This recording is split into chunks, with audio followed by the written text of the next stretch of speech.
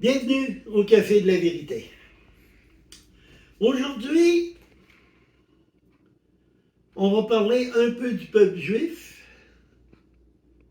mais aussi de certaines choses qui viennent aux chrétiens.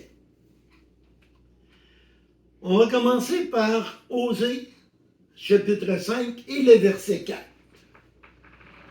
N'oubliez jamais de vérifier ce que la parole de Dieu dit et n'oubliez jamais que si ce n'est pas dans la Bible, ce n'est pas de Dieu.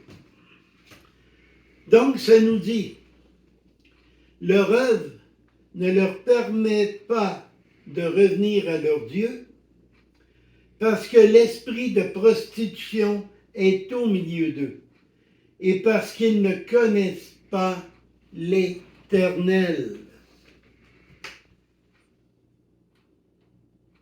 Israël est un peuple que Dieu a choisi. Ceux qui croient que Israël va être détruit, va disparaître de la map, j'ai une petite nouvelle pour vous autres. Dieu va intervenir avant qu'il soit anéanti.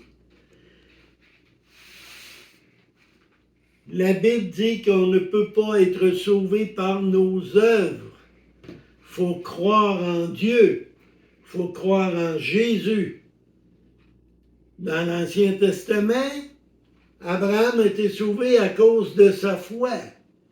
Isaïe a été enlevé à cause de sa foi. Donc, ce n'est pas par les œuvres, mais par la foi.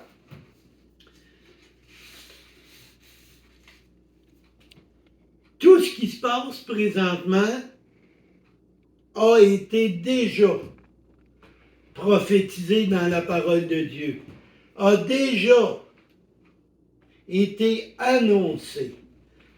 Si on va dans Isaïe,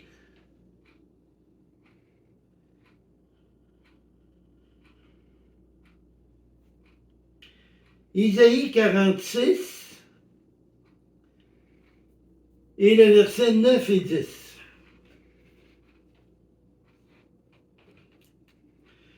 Souvenez-vous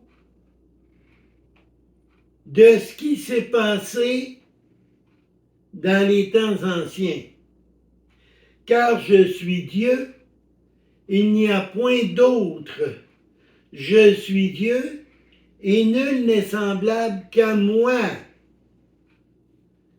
J'annonce dès le commencement ce qui doit arriver. Et longtemps d'avance. Isaïe est à peu près 700 à 800 ans avant Jésus-Christ. Puis il nous a annoncé ce qui se passe là présentement. Donc je continue. Ce qui n'est pas encore accompli, je dis, mes arrêts subsisteront et j'exécuterai toute ma volonté. Dieu ne change pas. S'il vous a dit quelque chose, il va faire cette chose-là. Nous sommes sur le point d'entrer dans la grande tribulation. On voit présentement, il a annoncé que le troisième temple devait être construit. Cette guerre-là est une préparation pour la venue du faux Messie, de celui qui va être l'Antéchrist. Et beaucoup de rabbins juifs disent présentement qu'il est déjà là. Mais tant que ceux qui ont accepté Jésus comme Seigneur et Sauveur sont ici, lui ne peut pas prendre son envol. Mais il prépare ces choses. Dans Isaïe toujours, le verset 35,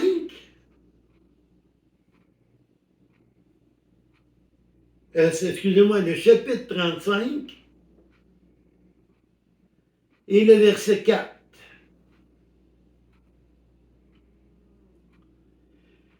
Dites à ceux qui ont le cœur troublé, prenez courage, ne craignez point. Voici votre Dieu. La vengeance viendra. La rétribution de Dieu. Il viendra lui-même. Il vous sauvera. Dieu, dans son amour pour nous, il nous a envoyé son Fils mourir à la croix pour que nous puissions être sauvés. Cela, c'est gratuit. Il l'a annoncé, Jésus est venu. Il va revenir après les 7 ans de tribulation et là pour régner sur terre 1000 ans.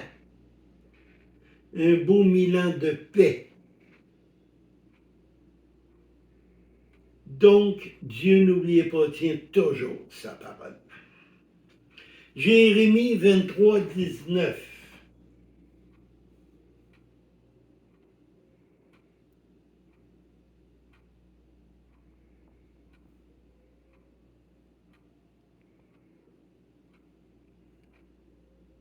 Jérémie 23, 19. Voici la tempête de l'Éternel. La fureur éclate, l'orage se précipite et le fond sur la tête des méchants. Tous ceux qui n'auront pas accepté Jésus comme Seigneur et Sauveur avant l'enlèvement des croyants, c'est bien de valeur, mais vous allez goûter à la colère de Dieu. Ça ne sera pas drôle. Les petits tremblements de terre qu'on a là, à 6 et à 7, là, c'est rien de ce qui s'en vient. Les ouragans, c'est des petites à côté de ce qui s'en vient. La famine, on voit très bien là, la famine se préparer. On voit partout dans le monde là, les cultivateurs contester contre leur gouvernement parce que le gouvernement leur interdit de produire. Pourquoi? Pour créer la famine. Parce que la mère qui a des enfants et que les enfants ont faim et elle n'a pas à donner, elle va faire quoi? Elle va se mettre à genoux devant les ordres du gouvernement pour pouvoir donner à manger à leurs enfants. La guerre, on voit très bien la Troisième Guerre mondiale qui frappe à la porte. Ceci sont toutes des choses que Dieu envoie pour vous réveiller, pour vous repenter et donner votre vie à Jésus. Qui sont les méchants? Tous ceux qui ont d'autres dieux que le Créateur. Tous ceux qui ont d'autres médiateurs que Jésus. J'étais renversé cette semaine, j'ai un ami qui m'envoie une petite vidéo où un prêtre catholique dit il dit, les chrétiens disent qu'il y a un seul médiateur entre Dieu et nous. Il dit, c'est faux. Il dit, quand vous prenez votre bébé et vous l'emmenez ici, vous êtes un médiateur entre vous et Dieu. C'est quoi, il n'a pas compris dans le rôle d'un médiateur?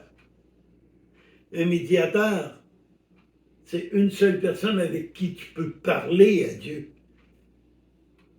C'est Jésus. C'est ce que la Bible dit, il n'y en a rien qu'un. Et la Bible, Jésus a dit, je suis le chemin, la vérité et la vie. Juge 8, dans Juge 8, il y a Gédéon. Gédéon, on ne comptera pas toute l'histoire, mais Gédéon n'était pas un homme c'était pas un Tarzan ou un Superman, là. Et Dieu a envoyé Gédéon défendre Israël avec 300 personnes. Et ces 300 personnes-là ont battu la pire armée, l'armée la plus sanguinaire qu'il y avait dans ce temps-là, les Madianites. Il y avait 15 000 Madianites avec 300 personnes, il les a détruits. Gédéon a cru en Dieu. Les soldats avec lui ont cru en Dieu. Croyez, Israël ne sera pas détruit. Dieu va intervenir comme il est intervenu avec Gédéon, comme il est intervenu avec David, et à plusieurs autres reprises, à Moïse, quand il a fait sortir son peuple d'Égypte. Dieu veut vous faire sortir de l'Égypte. Dieu veut vous donner la victoire. Et la victoire n'est que dans Jésus. C'est la parole qui dit. Aujourd'hui, repentez-vous. Faites cette prière. Père très saint, je reconnais que je suis pécheur. Je reconnais que Jésus est mort à la croix pour moi et qu'il est le seul chemin, le seul médiateur entre moi et toi. Pardon, Seigneur. Envoie l'Esprit Saint en moi. Sur cela, dépêchez-vous. Le temps presse. Que Dieu vous bénisse.